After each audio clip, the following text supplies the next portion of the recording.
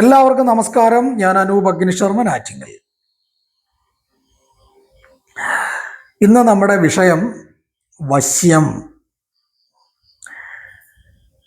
ഷഡ്കർമ്മങ്ങളിൽ ഒരു പ്രധാന വിഷയമാണ് വശ്യം.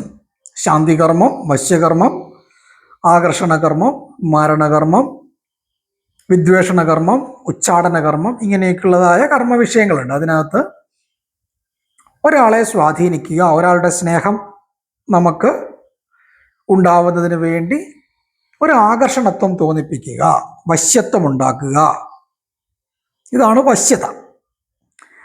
ഇത് പ്രധാനമായിട്ടും ചർച്ചയ്ക്കെടുക്കാനായിട്ട് കാരണം ഈ അടുത്ത സമയങ്ങളായിട്ട് വളരെ അടുപ്പിച്ച് കുറച്ച് ആളുകൾ ഈ പ്രണയ പരാജയവുമായി ബന്ധപ്പെട്ടുകൊണ്ട് നമ്മളെ വിളിക്കുന്നുണ്ട്.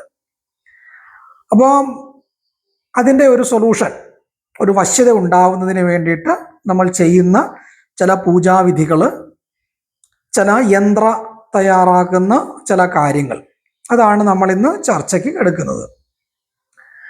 വശ്യം ചെയ്യുന്നതിന് ആദ്യമേ നമ്മൾ അറിയാം, നമുക്ക് എന്താ, കാമദേവനെയാണ് നമ്മൾ പ്രീതിയാക്കേണ്ടത്.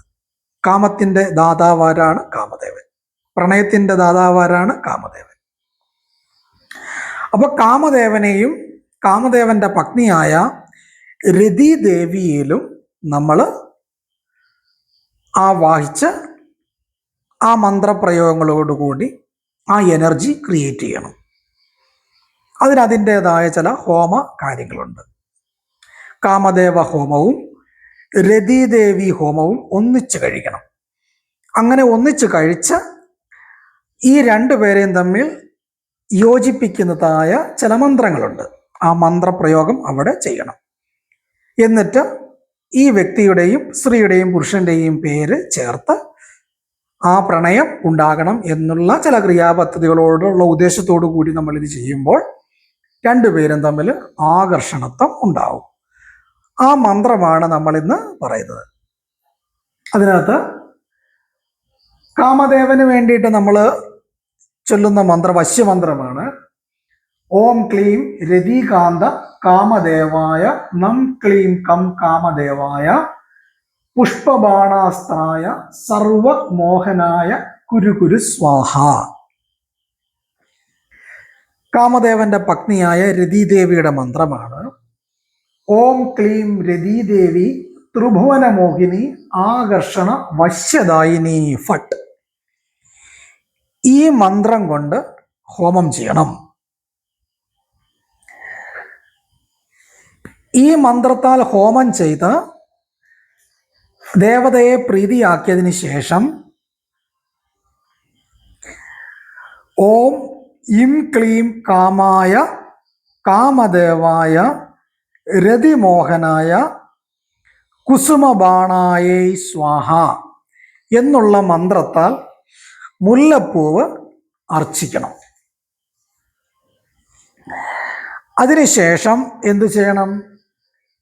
ഈ രണ്ട് മന്ത്രങ്ങളും തകിടിൽ എഴുതണം. വേറെയും യന്ത്രങ്ങൾ വരയ്ക്കുന്ന കാര്യങ്ങളുണ്ട്, അതിനകത്ത് ഞാൻ പറയുന്നില്ല. യന്ത്രവും എക്സ്ട്രാ ഇതിനകത്തുള്ളതാണ്. അപ്പൊ ഈ മന്ത്രം ഓം ക്ലീം രതികാന്ത കാമദേവായ നം ക്ലീം കം കാമദേവായ പുഷ്പബാണാസ്ത്രായ സർവമോഹനായ കുരു സ്വാഹ എന്നെഴുതിയതിന് ശേഷം ഇവിടെ സ്ത്രീയുടെയും ഇവിടെ പുരുഷന്റെയും പേരെഴുതി ഇന്നയാൾക്ക് ഇന്നയാള് വശമായി സ്നേഹമായിരിക്കണം എന്നതിന്റെ മധ്യത്തിൽ എഴുതി അതിന് താഴെ ഓം ക്ലീം രതിദേവി ത്രിഭുവന മോഹിനി ആകർഷണ വശ്യദായിനി ഫട്ട് എന്നെഴുതണം. എന്നെഴുതി അത് വിധിയാവണ്ണം പൂജ ചെയ്ത് ഈ മന്ത്രങ്ങളാൽ കാമദേവനെയും രതിദേവിയിലും ആ യന്ത്രത്തിലേക്ക് ആവാഹിച്ച് പൂജ ചെയ്ത് ആ തകിടിൽ അടയ്ക്കണം. അപ്പോൾ ഈ രതിദേവിയും കാമദേവനും ഈ യന്ത്രത്തിൽ ഒന്നിച്ച് രതിലീലകളാടും എന്നുള്ളതാണ് അതിൻ്റെ നിയമം. ആ ഒരു എനർജി ഈ ധരിക്കുന്ന വ്യക്തിയിൽ ക്രിയേറ്റ് ചെയ്യപ്പെടും. അപ്പൊ ഈ വ്യക്തിക്ക് എന്തുണ്ടാകും? ഒരു വശ്യത, ആകർഷണത ഉണ്ടാകും.